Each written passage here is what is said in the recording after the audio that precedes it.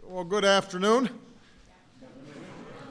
Now, I heard last year, with this trophy on the line, John Davis said, you don't get to meet the president every day. Today, you do.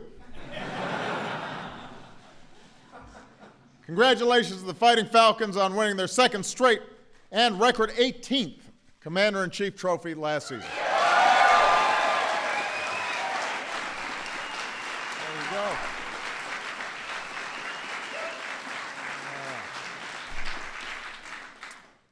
I'm happy to meet you too. And welcome everybody to the White House. Now this trophy, which by the way is the biggest trophy, I give a lot of these out. This is the monster of all trophies here. This trophy has logged a lot of miles, just jetting back and forth between Cadet Fieldhouse and the White House the past couple of years. And I'm looking forward to seeing it again when I visit Colorado Springs next month. We are honored to be joined today by the Superintendent of the Air Force Academy, Lieutenant General Michael Gould, as well as Representative Mike McIntyre is in the House. To all the friends of Air Force football, congratulations on holding on to the title of Gridiron Supremacy in the Armed Forces. Now, it was no easy feat for this team to make it here today. These guys faced a brutal schedule, but they never backed down. As Coach Calhoun said, this group had a warrior spirit in them, and they brought that fight to every game this season. They shut out New Mexico on the road. They brought home the Ram Falcon Trophy with a decisive victory over Colorado State, a game that won them a bowl bid for a record-setting 5th straight year. They battled down the wire against Toledo in an exciting military bowl, boldly going for the win with a 2-point conversion and falling just short. But I like that in you. Even when they were dogged by injuries, this team pulled together when it mattered most. These guys toughed out a narrow overtime victory against Navy, with Alex Means blocking an extra point in overtime and Tim Jefferson barreling the last yard into the end zone with the game on the line. They stormed from behind to beat Army and secure this trophy with a third quarter that included 2 field goals, 2 touchdowns, a 2-point conversion, and 2 takeaways.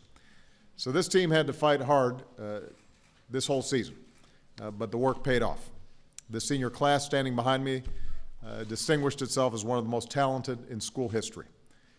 Brady Amack and John Davis put together the 6th-ranking passing defense in the country. Asher Clark led the nation's 3rd best rushing attack.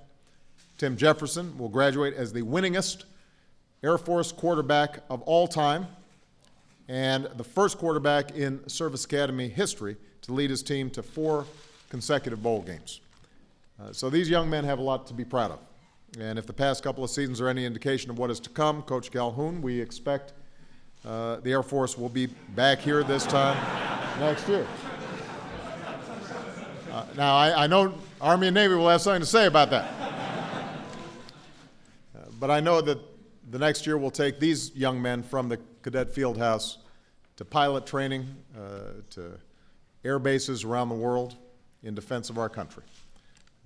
Ultimately, these seniors understand that shutouts and bowl games and trophies are not nearly as important as the solemn obligation, the solemn oath that they will take in just a few weeks as the newest officers in the world's finest Air Force.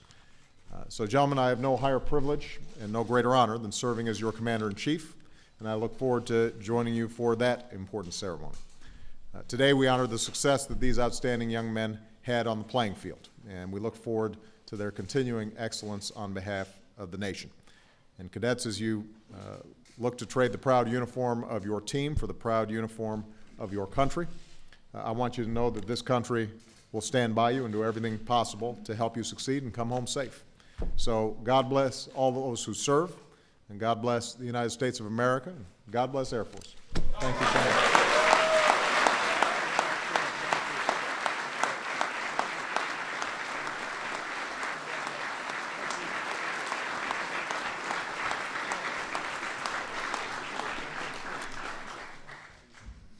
I think Mr. President, first of all, thank you very much for the invitation, and it is an honor every single year. You earn the chance to come back to the White House, and you hit it right on the head. These guys do have it in them, and you know what's neat is they've been able to persevere and grit and push through, and they have a chance next month to earn a degree from the toughest school, from the United States Air Force Academy. And their accomplishments on the field are indeed quite renowned. You go to 4 straight bowl games. You win 5 straight Service Academy games and back-to-back Service Academy championships. But to them, there's something that means more, and that is to unselfishly serve, to make a commitment to be outstanding officers, great leaders for our country. And ladies and gentlemen, for as much as they've done already, they're going to do much, much more to make us exceptionally proud. So it's on these guys right here. This time we got a couple of trinkets for the President, and I'm going to ask Mr. John Davis to come forward and present them.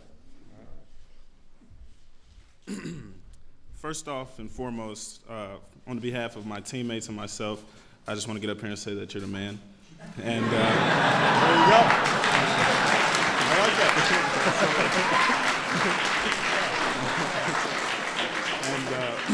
And also, we have a jersey here for you. And we know we gave you 23 last year, which is your basketball number, but we gave you 18 this year to represent a little bit of the Air Force. There you go. We won the CIC 18 times, so. That is outstanding. Fantastic. All right.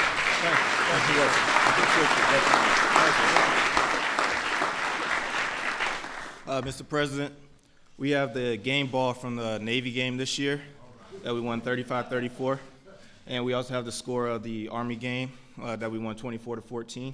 Man, I will treasure this except when Army or Navy come by. We'll hide it in the bank. There's one circumstance, though. We have to see you strike the Heisman pose.